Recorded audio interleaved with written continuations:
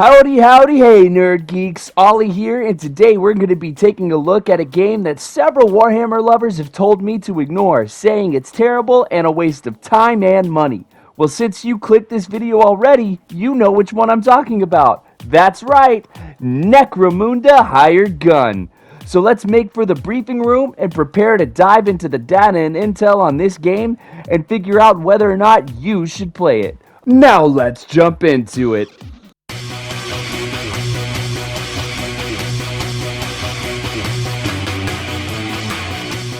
Okay, so the first thing we have to note here is that this is not your typical Warhammer game. While it does take place in the 40k universe, it's not filled with what is normally expected, such as orcs, space marines, chaos armies, and Eldar or Tau fighting off Necron hordes in epic battles.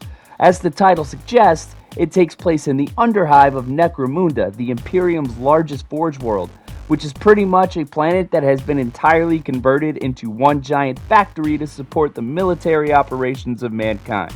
To put this into perspective, imagine a game or series in the Star Wars universe that takes place entirely in the depths of Coruscant between rival gangs with their own agendas and motivations to control smuggling routes while having little to no impact on the all-encompassing galactic civil war happening around them.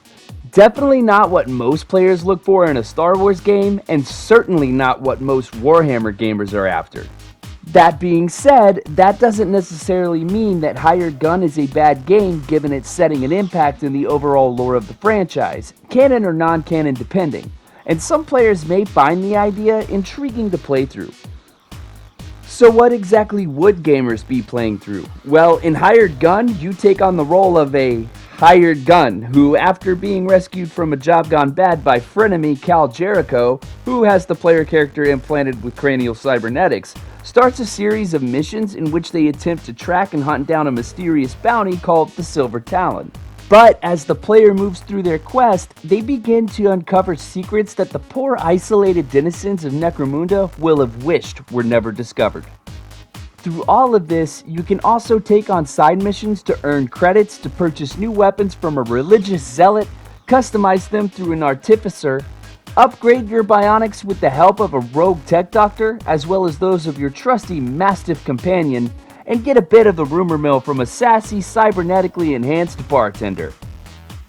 Okay, so the story to some may be intriguing enough, but the real question here is, how does it play? And actually, decently well. Most of the movement is relatively smooth, and aiming and shooting are relatively easy once you get the hang of it. The level designs are pretty creative and don't really need too much guidance to navigate, as it's pretty easy to figure out what the devs intend for you to do as you progress through the campaign. And while there could be a sense of repetition when playing through side missions as they reuse sections of the main campaign levels, they can still be fun ways to earn more credits and unlock better weapons and skills. However, there are a few minor issues with glitches, bugs, and health regen throughout, and during my playthrough, there was a glitch in which the camera zoomed in while using the scope but would not return to normal, and the game crashed at least twice and shut down. Now, these aren't terrible things that ruin the overall experience, but they did lead to significant moments of frustration. So how does this channel rate Necromunda Hired Gun? Well, we give it a simple 5 out of 10. Now, don't think this means we think the game is terrible. In fact, we actually enjoy playing it quite a bit. But like many have said before, the story gets pretty chaotic and a lot happens in a short amount of time, and we didn't feel like we were actually playing for the story, rather just playing for the sake of playing, if that makes sense. But consider this grading scale like a win-loss record in sports. Just because you don't have the best record doesn't necessarily mean you have a losing season, and a 5 out of 10 is right on the cusp of being either a winner or a loser. That being said, there's a few things we have to recognize here when recommending this game to anyone. First, this is pretty much a reskin clone of the 2016 Doom and its 2020 sequel Doom Eternal, and not a super great one. While the newer Doom games have moments that feel vast and open with rewarding exploration, this game tends to feel very enclosed with only a few areas of open combat.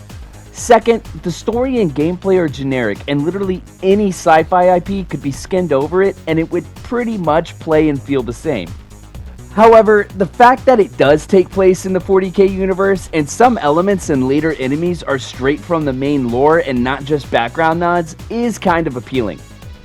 I did also get a feeling of similarity to Deus Ex Human Revolution and Mankind Divided a little bit, which was fun, but not for very long. Ultimately, I would say that whether or not to get Hired Gun comes down to 3 factors. Do you recognize this game is not your typical 40k universe title? Do you enjoy Doom-style play? And how much will this game cost when you're looking at potentially adding it to your library? Personally, at its regular PlayStation Store price of $40, I wouldn't recommend it. It's not an ambitious or groundbreaking game, and even though it can be enjoyable, there are plenty of other games out there for similar prices that guarantee more fun and enjoyment. However, if you happen to catch it on sale like I did, I think a lot of players will actually find a decent amount of entertainment from it. Speaking of, if you're on PlayStation, there are still 2 days left at the time of this video's posting to get it for just $8 and another 9 days for players on Steam. So if you're thinking of getting it, now's the time.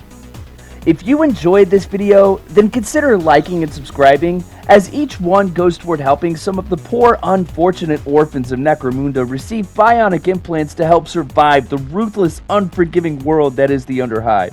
With your help, they can have a chance. Thanks for watching, and may the Emperor guide your hand.